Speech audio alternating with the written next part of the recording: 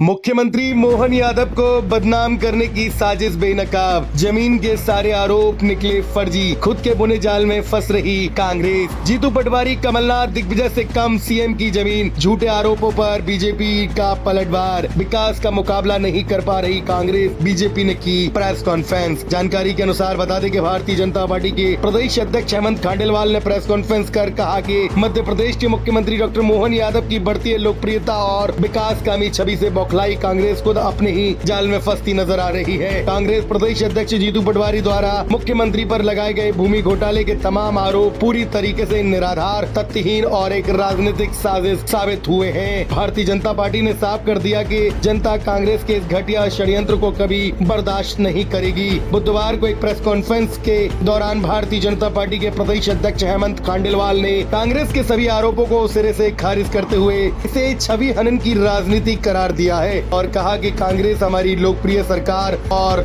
मुख्यमंत्री डॉक्टर मोहन यादव की छवि धूमिल करने का निरंतर प्रयास कर रही है। सभी आरोप पूरी तरीके से गलत और निराधार है। मैं इनका पूर्ण खंडन करता हूं। दरअसल राजनीतिक गलियारों में चर्चा है कि मुख्यमंत्री डॉक्टर मोहन यादव के राजनीतिक कद और पिछड़ा वर्ग में उनकी मजबूत पकड़ से कांग्रेस के शीर्ष नेतृत्व में भारी बौखलाहट है। विपक्ष के पास विकास के मुद्दों पर सरकार को घेरने का कोई ठोस आधार नहीं, इसीलिए वे अनर्गल आरोपों का सहारा ले रहे हैं। दिलचस्प बात यह है कि मुख्यमंत्री डॉक्टर मोहन यादव को घेरने की कोशिश में जुटी कांग्रेस के दिग्गज नेताओं के पास खुद मुख्यमंत्री से कहीं ज्यादा जमीनें और संपत्तियां मौजूद हैं। कांग्रेस पार्टी के द्वारा हमारे लोकप्रिय मुख्यमंत्री मोहन यादव जी पे जो एक आरोप लगाए गए वो पूरी तरह गलत है। भ्रम की स्थिति पैदा करने का प्रयास कांग्रेस और उनके नेताओं के द्वारा किया जा रहा है। मैं समझता हूं कि इसमें बिल्कुल भी सच्चाई नहीं है।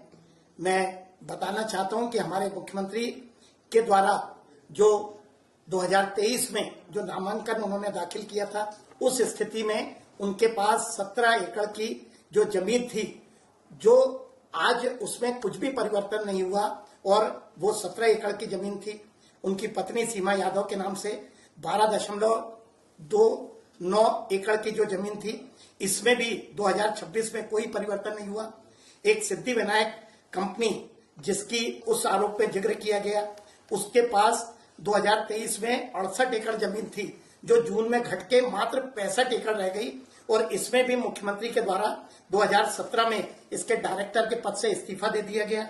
उनके पुत्र वैभव के पास भी 2023 के पूर्व 16 एकड़ जो जमीन थी, उनके मुख्यमंत्री बनने के बाद उसमें किसी तरह का कोई परिवर्तन नहीं आया और ये सारी जमीन मास्टर प्लान लागू होने के पहले की थी। उनकी पुत्रवधू जिसकी अभी विवाह हुआ है, शालिनी यादव के द्वारा जरूर 10 एकड़ की कृषि भूमि खरीदी गई, जो कि विकसित जो मास्टर प्लान एरिया है उसके बाहर की थी।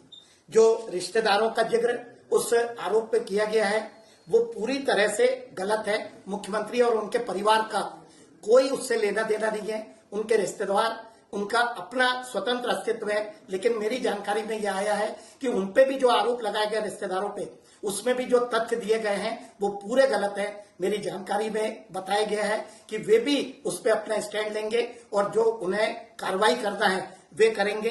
किसी लोकप्रिय मुख्यमंत्री को जिसके द्वारा प्रदेश के विकास में लगातार काम किया जा रहा है, इस प्रदेश को विकसित बनाने का काम किया जा रहा है, चाहे किसानों की बात करें, चाहे इंडस्ट्रियल प्रोग्रेस की बात करें, इस प्रदेश को, मध्य प्रदेश को इस देश के सबसे विकसित राज्यों में ले जाने का काम हमारे जो लोकप्रिय मुख्यमंत्री मोहन यादव जी कर रहे हैं, उनके खिलाफ एक षड्यंत्र का काम कांग्रेस पार्टी कर रही है। मैं कांग्रेस पार्टी पे यह आरोप लगाना चाहता हूं कि जब जब एक पिछड़े वर्ग का मुख्यमंत्री इस प्रदेश को मिला, चाहे उमा भारती हो, चाहे शिवराज सिंह चौहान हो या हमारे मोहन यादव हो, उनके खिलाफ षड्यंत्र करके उनको कमजोर करने का काम कई लोगों के द्वारा किया गया। समाज के ठेकेदार जिन्हें प्रदेश में पिछड़े वर्ग का नेतृत्व स्वीकार नहीं होता, वे लगातार इस तरह के षड्यंत्र करते हैं और इस तरह एक लोकप्रिय मुख्यमंत्री को कमजोर करने का काम करते हैं। मैं पूरी विनम्रता के साथ, पूरी कड़ाई के साथ कांग्रेस के आरोपों का खंडन करता हूं